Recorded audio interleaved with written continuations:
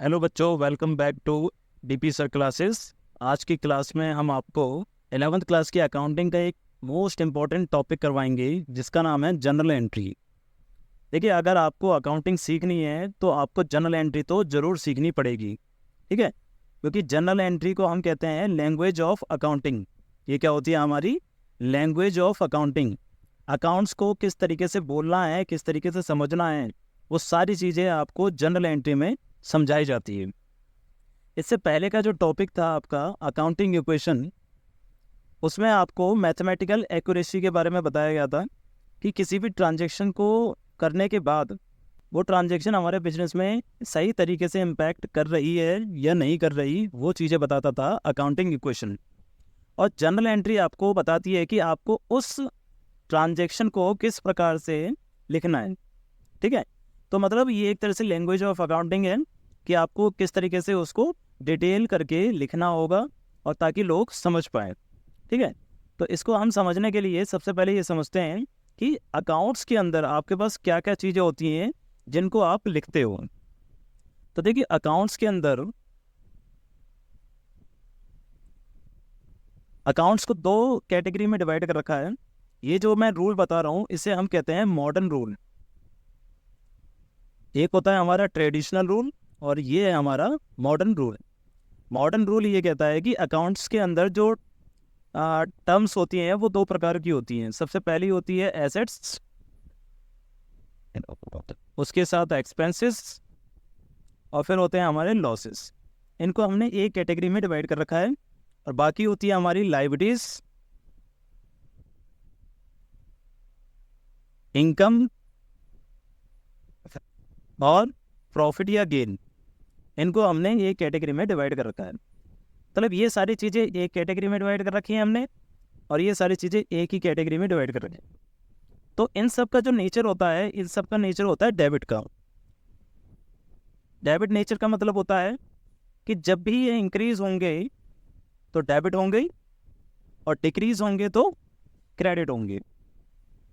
इसका मतलब ये है कि आपको सबसे पहले ये देखना है कि जो ट्रांजैक्शन हो रही है, ट्रांजैक्शन के अंदर क्या इफेक्ट हो रहा है, इम्पैक्ट क्या कर रहा है ना। कोई दो चीज़ें कम से कम इम्पैक्ट करेंगी। और इम्पैक्ट करने में आपको ये देखना है कि कौन सी चीज़ एसेट्स है और कौन सी चीज़ एक्सपेंस है या कौन सी चीज़ लॉसेस है। उसके अकॉर्डिंग आपको ये देखना है कि उसको डेबिट करना होगा या क्रेडिट करना होगा, ठीक है। ऐसे ही लायबिलिटीज का जो नेचर होता है, क्रेडिट होता है, और इंक्रीज होने पर वो क्रेडिट होता है और डिक्रीज होने पर वो डेबिट होता है। देखिए, ये है जनरल एंट्री का फॉर्मेट। इस तरीके से एक फॉर्मेट बनता है और इसमें हम जनरल एंट्री को करते हैं। सबसे पहले हम लिखते हैं डेट, और फिर पर्टिकुलर, मतलब जो भी ट्रांजैक्शन करते हैं, जो भी लिखते हैं कि परचेज हुई है या सेल हुई है, वो इधर लिखा जाता है। और ये है एलएफ। एलएफ का हालांकि 11th क्लास में कोई काम नहीं होता। एलएफ का मतलब होता है लेजर फोलियो। Ledger folio. अब लेजर फोलियो का मतलब होता है, लेजर का मतलब होता है अकाउंट्स और फोलियो का मतलब होता है page number.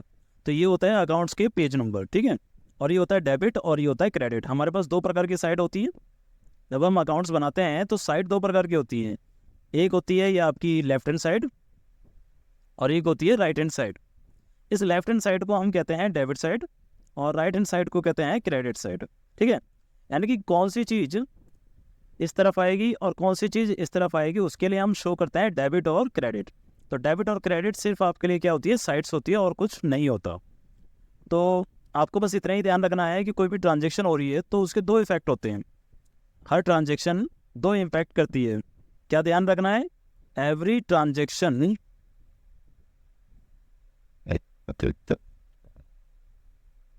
impacts on at least two accounts.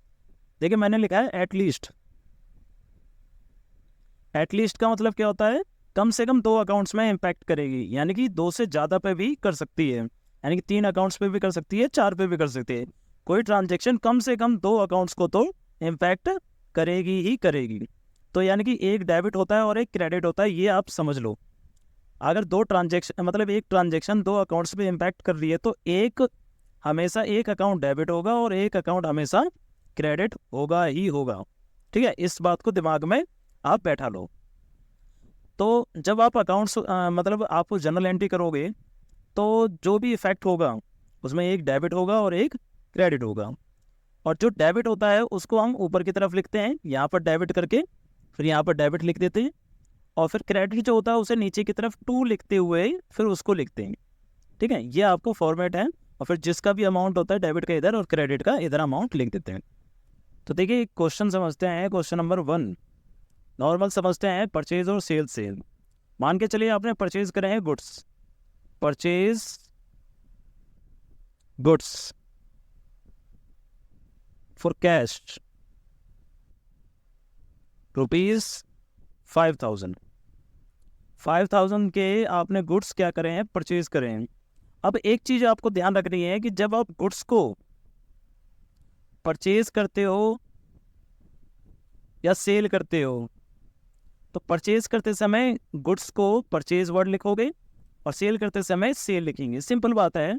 अगर किसी और चीज को, अगर मान के चलो यहाँ पर क्या कहा हमने कि गुड्स को परचेज करते समय परचेज और गुड्स को सेल करते समय सेल लिखोगे, मगर आप फर्नीचर को अगर परचेज करोगे तब भी आप फर्नीचर ही लिखोगे और सेल करते समय भी क्या लिखोगे, फर्नीचर ही लिखोगे। ठीक है ना।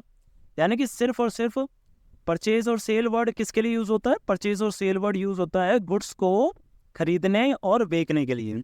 बाकी चीजों के लिए उनका नाम यूज होता है। ठीक है ना, याद रहेगा कि परचेज और सेल वर्ड यूज होता है सिर्फ गुड्स के लिए और बाकी चीजों के लिए यूज होता है उनका नाम।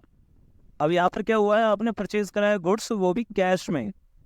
तो देखिए इम्पैक्ट क्या क्या पड़ रहा है वो समझिए पहले। तो यहाँ पर इम्पैक्ट 2 चीज़ों का पड़ रहा है, एक तो गुड्स पे इम्पैक्ट पड़ रहा है और दूसरा कैश पे इम्पैक्ट पड़ रहा है। अकाउंटिंग के क्वेश्चन को ध्यान रखिए आप। गुड्स आपके क्या हो गए, इंक्रीज। जैसे ही आप गुड्स को परचेज करोगे तो गुड्स क्या हो जाएंगे आपके, इंक्रीज, गुड्स की वैल्यू बढ़ रही है। और कैश, कैश आपका हो रहा है डिक्रीज, क्योंकि जब आप परचेज करोगे जो सेलर होगा उसको आप पैसे दोगे।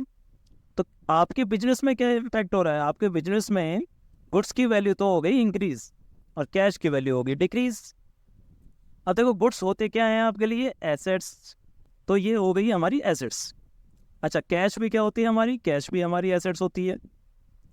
क्या 2 इम्पैक्ट जो पढ़ते हैं वो दोनों एसेट्स पे एक साथ पढ़ सकते हैं, आप पढ़ सकते हैं, है ना। क्या वो दोनों लाइब्रेरीज पे एक साथ पढ़ सकते हैं, हाँ पढ़ सकते हैं। मतलब जो इम्पैक्ट है वो हमने ये कहा था कि इम्पैक्ट होगा किसी 2 अकाउंट्स पे इम्पैक्ट होगा। गुड्स एक अकाउंट बन गया हमारा और कैश भी हमारा क्या है, एक अकाउंट है। इससे कोई मैटर नहीं करता कि वो एसेट्स है या लाइब्रेरीज है। 2 अलग अलग एसेट्स या लाइब्रेरीज पे भी इम्पैक्ट हो सकता है और एक जैसी एसेट्स और एक जैसी लाइब्रेरीज पे भी इम्पैक्ट हो सकता है। अब बस ये ध्यान रखना है कि हमें एक डेबिट होगा और एक होगा क्रेडिट। ठीक है। अब एसेट्स की वैल्यू इंक्रीज होती है तो वो क्या होता है, डेबिट, और एसेट्स की वैल्यू डिक्रीज होती है तो वो क्या होता है, क्रेडिट। तो देखिए हुआ ना, एक डेबिट हुआ और एक क्रेडिट हुआ। तो इसका मतलब क्या है कि आपको गुड्स को तो करना है डेबिट और कैश को करना है आपको क्रेडिट। किस तरीके से लिखेंगे, अब इस गुड्स की जगह क्या नाम लिखा जाएगा हमारा, परचेज, क्योंकि किस टाइम हम क्या कर रहे हैं, परचेज।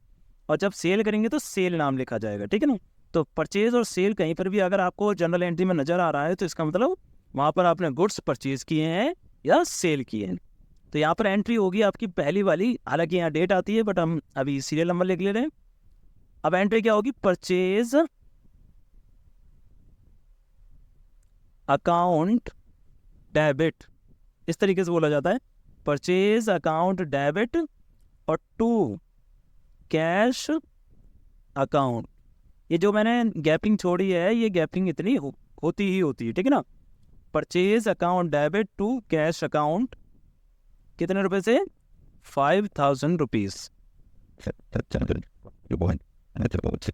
ठीक है। अब इसके बाद एक चीज लिखी जाती है जिसको हम कहते हैं नरेशन। नरेशन जो होती है वो इस एंट्री के बारे में बताती है कि क्या लिखी है। इसको इस तरीके से लिखना, बीइंग लगा देना बस, है ना। हर नरेशन के स्टार्टिंग में क्या लगा के चलना, बीइंग। ठीक है, बीइंग, और फिर इसके बारे में बता देना क्या करा है आपने, purchase goods for cash, being purchase goods for cash. ठीक है, तो ये ट्रांजेक्शन आपकी हो गई कंप्लीट। ये बस इतना ही करना होता है। अब जो भी व्यक्ति जो अकाउंट जानता है वो जब पढ़ेगा ना इसको, purchase account debit to cash, तो वो समझ जाएगा कि आपने परचेज करा है गुड्स, वो भी कैश में। तो ये हो गई ना एक लैंग्वेज ऑफ अकाउंटिंग। अब देखो आप समझ चुके हो, आप जानते हो अकाउंट्स के बारे में, है ना। तो अब आप अगर इसको कहीं देखोगे तो आप सीधा समझ जाओगे कि purchase account debit to cash का मतलब है परचेज हमने करे हैं गुड्स और किस में करे हैं, कैश में। ठीक है, ऐसे ही सिंपल लैंग्वेज होती है हमारी। तो ऐसे ही ट्रांजेक्शन हमें कन्वर्ट कर देनी होती है जनरल एंट्री में। अब दूसरी ट्रांजेक्शन देखते हैं एक। अब देखिए, अब जैसे अभी हमने कैश में करा था, अब इसे क्रेडिट पे भी कर सकते हो। तो अगर क्रेडिट पे होगा तो क्या होगा, परचेज गुड्स फ्रॉम राम। अब क्रेडिट पे क्या होगा कि उस व्यक्ति का नाम आ जाएगा जिस व्यक्ति के साथ हम डीलिंग कर रहे हैं, यानी कि सेलर का नाम आ जाएगा हमारे पास। तो सेलर का नाम आ गया राम, हमने राम से गुड्स परचेज करें। अब देखो यहाँ पर भी दो इम्पैक्ट हो रहे हैं। इम्पैक्ट किस कौन कौन से अकाउंट्स में इम्पैक्ट हो रहा है, एक तो गुड्स के अकाउंट में इम्पैक्ट हो रहा है और दूसरा राम के अकाउंट में इम्पैक्ट होगा यहाँ पर, क्योंकि यहाँ पर हमने ट्रांजेक्शन क्या करी है, उधार में करी है।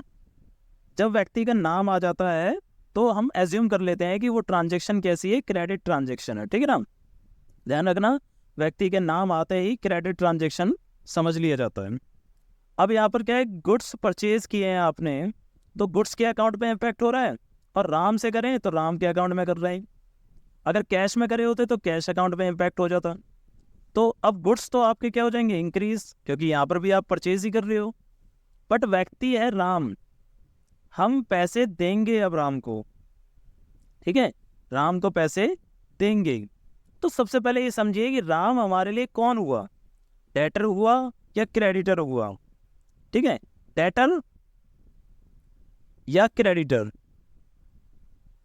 अतः डेटर का मतलब होता है एसेट्स, इससे हम पैसे लेंगे, यहाँ पर पैसे लेने हैं। ठीक है, और यहाँ पर पैसे देने हैं। तो इसका मतलब अब राम हमारे लिए कौन है, हम पैसे देंगे या लेंगे, देंगे। तो यहाँ पर राम जो हो जाएगा हमारे लिए हो जाएगा क्रेडिटर। ठीक है ना, और क्रेडिटर क्या होती है, हमारी लायबिलिटीज, क्योंकि पैसे देने हैं ना, समझ में आ रहा है, पैसे देने हैं, लेने नहीं हैं। अगर देने हैं तो वो लायबिलिटीज है और लेने होते तो वो एसेट्स हो जाती। अब यहाँ पर क्या है कि गुड्स हमारे इंक्रीज हो रहे हैं और गुड्स हमारी होती हैं एसेट्स, और एसेट्स जब इंक्रीज होती है तो डेबिट होती है भाई, और लायबिलिटीज जब इंक्रीज होती है, अच्छा इंक्रीज हो रही है कि नहीं हो रही है लायबिलिटीज, क्योंकि हमारे ऊपर एक तरह से लायबिलिटीज बढ़ रही है ना। तो लायबिलिटीज हो रही है इंक्रीज, इंक्रीज होती है तो वो होती है क्रेडिट। तो देखिए, एक चीज डेबिट और एक चीज क्रेडिट। अब इसकी जनरल एंट्री क्या बनेगी, गुड्स को डेबिट करोगे और राम को क्रेडिट करोगे। तो गुड्स को डेबिट करोगे तो गुड्स की जगह लिखोगे purchase, second transaction, purchase account debit to Ram. व्यक्ति के नाम के सामने अकाउंट वर्ड यूज नहीं होता, ठीक है ना, तो राम। इसके बाद फिर से नरेशन हो जाएगी, मैं आपकी बार नरेशन नहीं लिख रहा, आप समझ जाना इसको कैसे करना है, ठीक है ना। तो कितने का हो जाएगा, तो यहाँ पर हो जाएगा 5,000 रुपये और 5,000 रुपये। ठीक है, तो ये एंट्री होगी हमारी। अब अगली एंट्री समझते हैं हम सेल्स से रिलेटेड। देखो, परचेज की दोनों एंट्री होगी हमारी, एक कैश में हो गई और एक क्रेडिट में हो गई। ऐसे सेल में भी देख लेते हैं। देखिए, हम समझते हैं सेल की एंट्री। अब देखो सेल में क्या होगा, जैसे कि सोल्ड करा है हमने goods, sold goods for cash. Cash में ही पहली एंट्री कैश समझते हैं और दूसरी एंट्री समझते हैं क्रेडिट में। 10,000 का आपने सामान सोल्ड किया है। अब देखिए, 10,000 का सामान सोल्ड करते समय इम्पैक्ट कौन कौन से अकाउंट्स में पड़ेगा, दो अकाउंट्स कौन कौन से होंगे। पहला अकाउंट होगा आपका गुड्स का, अकाउंट्स तो गुड्स का ही होगा, वर्ड क्या लेके आ जाएगा, सेल, क्योंकि यहाँ पर सेल हो रही है। और दूसरा अकाउंट होगा आपका कैश का। ठीक है, अब एक अकाउंट यानी कि गुड्स की वैल्यू क्या होगी यहाँ पर, सेल करते समय तो गुड्स हमारे पास से कम होगा, तो कम होगा तो डिक्रीज होगा, और कैश की वैल्यू हमारे पास आएगी, क्योंकि अब की बार हम सेलर हैं। सेलर जब भी सेल करेगा तो पैसा लेगा, तो यहाँ पर पैसे लेने हैं हमें, तो कैश हमारे पास इंक्रीज होगा, बिजनेस के अंदर कैश इंक्रीज होगा। अब गुड्स की वैल्यू क्या होती है, एसेट्स, मतलब गुड्स हमारे लिए क्या होते हैं, एसेट्स, और कैश हमारे लिए होता है वो भी एसेट्स। तो देखिए एक एसेट्स क्या हो रही है, एक एसेट्स हो रही है डिक्रीज, तो जो एसेट्स डिक्रीज होती है उसे क्रेडिट और जो एसेट्स इंक्रीज होती है उसे डेबिट करते हैं। अच्छा, गुड्स की जगह आप क्या लिखोगे, आप गुड्स की जगह लिखोगे सेल, क्योंकि अब की बार आप क्या कर रहे हो, सेल।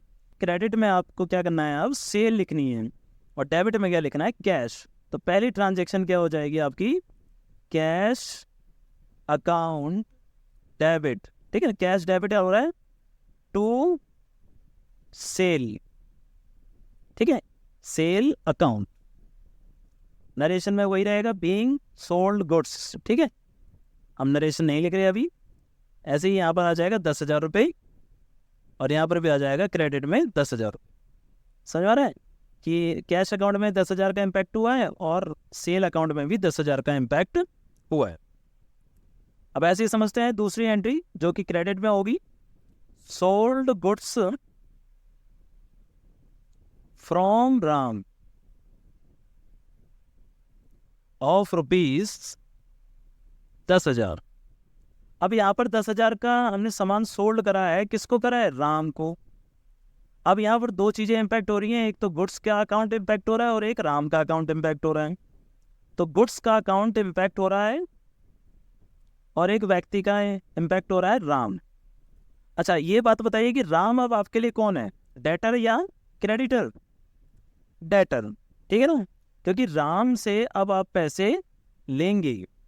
अगर उसे पैसे देने होते, यानी कि हम पैसे देते, तो राम हमारे लिए क्रेडिटर, हम राम से पैसे ले रहे हैं तो राम हमारे लिए डेटर, यानी कि डेटर हमारे लिए क्या होती है, एसेट्स होती है। अब एसेट्स बढ़ रही है कि नहीं बढ़ रही, बढ़ रही है, क्योंकि राम अब पैसे हमें देगा, और गुड्स तो हमारी एसेट्स होती हैं, और यहाँ पर ये हो रही है डिक्रीज, क्योंकि हमारे पास से सामान जा रहा है। तो एसेट्स की वैल्यू क्या हो रही है, ऊपर डिक्रीज और नीचे हो रही है इंक्रीज। तो जहाँ पर डिक्रीज वहाँ क्रेडिट, जहाँ इंक्रीज वहाँ डेबिट, ठीक है। तो यहाँ पर एंट्री क्या होगी, क्रेडिट तो करना है आपको सेल को, यानी कि गुड्स को, और राम को क्या करना है आपको, डेबिट। सिंपल बात है, जहाँ पर कैश डेबिट होना था अब व्यक्ति का नाम हो रहा है, क्योंकि अगर आपके पास कैश आ जाता तो आप कैश को डेबिट कर देते, ठीक है, और अगर आपके पास कैश नहीं आया तो आप उस व्यक्ति को डेबिट कर दोगे जिसकी वजह से कैश आएगा। तो आप दूसरी एंट्री क्या कर दोगे, Ram debit to sale account, नाम के आगे अकाउंट नहीं लिखना, ठीक है ना। फिर नरेशन लिखते हुए ये भी 10,000 रुपये और ये भी 10,000 रुपये। सिंपल, बहुत ही सिंपल सी एंट्री होती है जर्नल एंट्री। अगर आप स्टार्टिंग से समझते रहोगे तो आपको कहीं पर भी दिक्कत नहीं आएगी। आज की क्लास में बस हम इतना ही समझाएंगे, अगली वीडियो में हम एक क्वेश्चन लेके आएंगे और उसको सही तरीके से करेंगे। चलिए मैं आपको कुछ 2-4 एंट्रीज दे जाता हूँ होमवर्क के तौर पर, आप उन्हें करिए, और जब अगली वीडियो आएगी उसमें आप चेक करना कि आपने एंट्री सही करी थी या गलत करी थी। तो देखिए ये आपके पास मैंने होमवर्क लिख दिया है, ये 5 एंट्रीज हैं, इन 5 एंट्रीज को आप करिए और फिर अगली वीडियो में समझना कि आपने ये सही करा है या गलत करा है। तो मिलते हैं अगली वीडियो में एक नए क्वेश्चन के साथ।